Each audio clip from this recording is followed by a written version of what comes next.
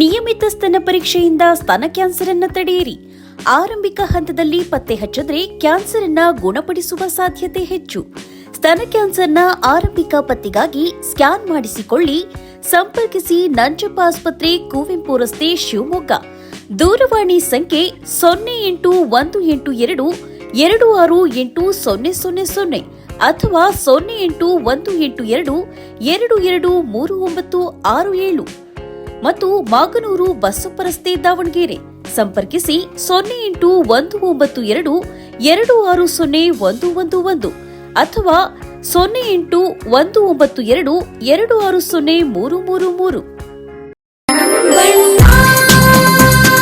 ಸರ್ಫಾ quotes, ಸರ್ಫಾ quotes, ಸರ್ಫಾ quotes ರವರ ಸುದೀರ್ಘ ಬಾಳಿಕೆಯ ಸುಂದರವೂ ಆದ ಜಲಾಧಾರಿತ ಪರಿಸರ ಸ್ನೇಹಿ ಪೇಂಟ್ಗಳನ್ನೇ ಬಳಸಿ. Surfa luxury emulsion paint, odourless, low VOC, good for health, good for earth. Surfa coats. Karnataka ರಾಜ್ಯದಲ್ಲಿ ಸಿದ್ದರಾಮಯ್ಯನವರ ನೇತೃತ್ವದ ಕಾಂಗ್ರೆಸ್ ಸರ್ಕಾರ ಅಧಿಕಾರಕ್ಕೆ ಬಂದಾಗಿನಿಂದ ಈ ನಾಡಿನ ರೈತರು ಅನೇಕ ಸಮಸ್ಯೆಗಳನ್ನು ಎದುರಿಸುತ್ತಿದ್ದು ಇವರಿಗೆ ಸ್ಪಂದಿಸುತ್ತಿಲ್ಲ, ಪರಿಹಾರ ನೀಡುತ್ತಿಲ್ಲ ಎಂದು ಮಾಜಿ ಕೃಷಿ ಸಚಿವ ಬಿಸಿ ಪಾಟೀಲ್ ಅವರು ಕಾಂಗ್ರೆಸ್ ಸರ್ಕಾರದ ವಿರುದ್ಧ ಅಸಮಾಧಾನ ಹೊರಹಾಕಿದರು. ಶಿವಮೊಗ್ಗ ಜಿಲ್ಲಾ ಬಿಜೆಪಿ ಕಚೇರಿಯಲ್ಲಿ ಪತ್ರಿಕಾಗೋಷ್ಠಿ ನಡೆಸಿ ಮಾತನಾಡಿದ ಬಿಸಿ ಪಾಟೀಲ್, ಬರದ ಸಂದರ್ಭದಲ್ಲಿ ರಾಜ್ಯ ಸರ್ಕಾರ ಎಚ್ಚೆತ್ತುಕೊಂಡಿಲ್ಲ, ಅತಿವೃಷ್ಟಿ ಸಂದರ್ಭದಲ್ಲೂ ತಲೆಕೆಡಿಸಿಕೊಂಡಿಲ್ಲ, ಕಬ್ಬು ಬೆಳೆಗಾರರು ನಿರಂತರ ಹೋರಾಟ ಮಾಡಿದರೂ ಸ್ಪಂದಿಸಿಲ್ಲ. ಈಗ ಮೆಕ್ಕೆಜೋಳ ಬೆಳೆಯುವ ರೈತರು ಸಂಕಷ್ಟದಲ್ಲಿದ್ದಾರೆ, ರಾಜ್ಯ ಸರ್ಕಾರ ಇನ್ನೂ ಖರೀದಿ ಕೇಂದ್ರ ಆರಂಭಿಸಿಲ್ಲ ಎಂದರು. ಬೆಳೆ ಹಾನಿಗೆ ಪರಿಹಾರ ಘೋಷಿಸಿ 1.5 ತಿಂಗಳಾದರೂ ಪರಿಹಾರ ಕೊಡುವಲ್ಲಿ ಸರ್ಕಾರ ತಲೆಕೆಡಿಸಿಕೊಂಡಿಲ್ಲ. ವೈರಲ್ ಇನ್ಫೆಕ್ಷನ್ ಆಗಿ ಭತ್ತದ ಬೆಳೆ ಹಾನಿಗೊಳಗಾಗಿದ್ದು ರಾಜ್ಯ ಸರ್ಕಾರ ರೈತರ ಹಿತ ಕಾಪಾಡುವಲ್ಲಿ ಸಂಪೂರ್ಣ ವಿಫಲವಾಗಿದೆ. ರಾಜ್ಯದ ಎಲ್ಲಾ ಸಮಸ್ಯೆಗೂ ಕೇಂದ್ರ ಸರ್ಕಾರದ ಕಡೆ ಬೆರಳು ತೋರಿಸುವುದು ಮತ್ತು ಪರಿಹಾರಕ್ಕಾಗಿ ಅವರ ಕಡೆ ಮುಖ ನೋಡುವುದಕ್ಕಷ್ಟೇ ಸಿದ್ದರಾಮಯ್ಯ ನೇತೃತ್ವದ ಕಾಂಗ್ರೆಸ್ ಸರ್ಕಾರ ಸೀಮಿತವಾಗಿದೆ ಎಂದು ಟೀಕಿಸಿದರು.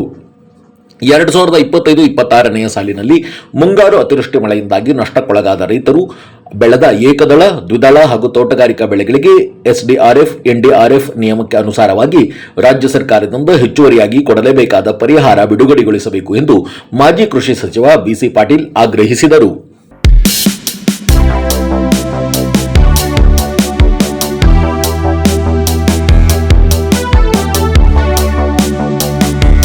ತಮ್ಮ ಮಾಹಿತಿಗೆ ನಾವು ಹೇಳಬೇಕು ಅಂದರೆ 2009-10ರಲ್ಲಿ ಭಾರತೀಯ ಜನತಾ ಪಕ್ಷ ಕರ್ನಾಟಕದಲ್ಲಿ ಆಡಳಿತದಲ್ಲಿತ್ತು. BS ಯಡಿಯೂರಪ್ಪನವರು ಮುಖ್ಯಮಂತ್ರಿಗಳಾಗಿದ್ದರು.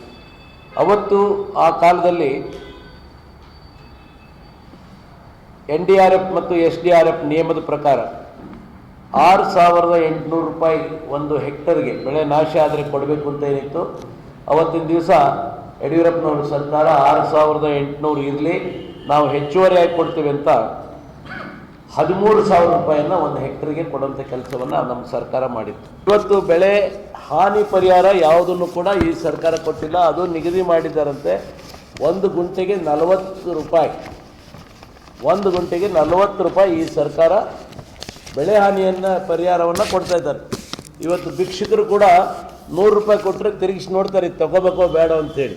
ಅಂಥ ಪರಿಸ್ಥಿತಿಯಲ್ಲಿ ಇವತ್ತು ಈ ಸರ್ಕಾರ ರೈತರನ್ನ ಕಡೆಗಣಿಸುವಂಥ ಕೆಲಸ ಒಂದು ಕಡೆ ಮಾಡಿದರೆ, ರೈತ ವಿದ್ಯಾನಿಧಿಯನ್ನು ನಿಲ್ಲಿಸಿದರು. 4,000 ರೂಪಾಯಿ ಪ್ರಧಾನಮಂತ್ರಿ ಕಿಸಾನ್ ಸಮ್ಮಾನ್ ಜೊತೆಗೆ ಮುಖ್ಯಮಂತ್ರಿ ಕಿಸಾನ್ ಸಮ್ಮಾನ ಯೋಜನೆ ಕೊಡೋದನ್ನು ಕೂಡ ಇವತ್ತು ರಾಜ್ಯ ಸರ್ಕಾರ ನಿಲ್ಲಿಸಿದೆ. ರೈತರಿಗೆ ಇವತ್ತು ಶೋಷಣೆ ಮಾಡಿ, ರೈತರಿಗೆ ಇಲ್ಲದ ರೇಟ್ಗಳನ್ನು ಜಾಸ್ತಿ ಮಾಡಿ, ಡಬಲ್ ಮಾಡಿ ಇವತ್ತು ರೈತರಿಂದ ಶೋಷಣೆ ಮಾಡುವಂಥ ಕೆಲಸ ಇವತ್ತು ಕಾಂಗ್ರೆಸ್ ಸರ್ಕಾರ ರಾಜ್ಯದಲ್ಲಿ ಮಾಡ್ತಾ ಇದೆ. ಸಂಪೂರ್ಣವಾಗಿ ರೈತರನ್ನು ಕಡೆಗಣಿಸಿದ್ದಾರೆ.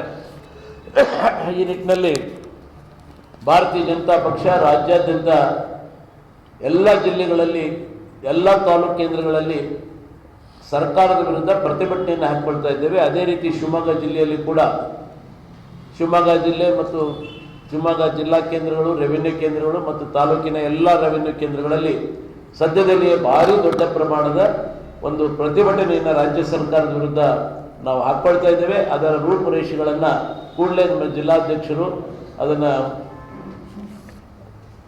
ನಿಗದಿ ಮಾಡಿ ಎಲ್ಲ ಜಿಲ್ಲೆಗಳ ತಾಲೂಕುಗಳಿಗೆ ಹೇಳ್ತಾರೆ. ಆ ಪ್ರತಿಭಟನೆಯಲ್ಲಿ ರೈತರು ಕೂಡ ದೊಡ್ಡ ದೊಡ್ಡ ಸಂಖ್ಯೆಯಲ್ಲಿ ಬಂದು ಆ ಪ್ರತಿಭಟನೆಯಲ್ಲಿ ಪಾಲ್ಗೊಳ್ಳಬೇಕು. ಸರ್ಕಾರದಿಂದ ರೈತರಿಗೆ ಬರುವಂಥ ಹಕ್ಕುಗಳೇನಿದ್ದಾವೆ ಆ ಹಕ್ಕುಗಳನ್ನು ಪಡ್ಕೊಳ್ಳಿಕ್ಕೆ ನಮ್ಮ ರೈತ ಸಮುದಾಯ ಮುಂದೆ ಬರಬೇಕು ಅಂತೇಳಿ ಈ ಮೂಲಕ ನಾವು ವಿನಂತಿ ಮಾಡಲಿಕ್ಕೆ ಬಯಸ್ತೇವೆ.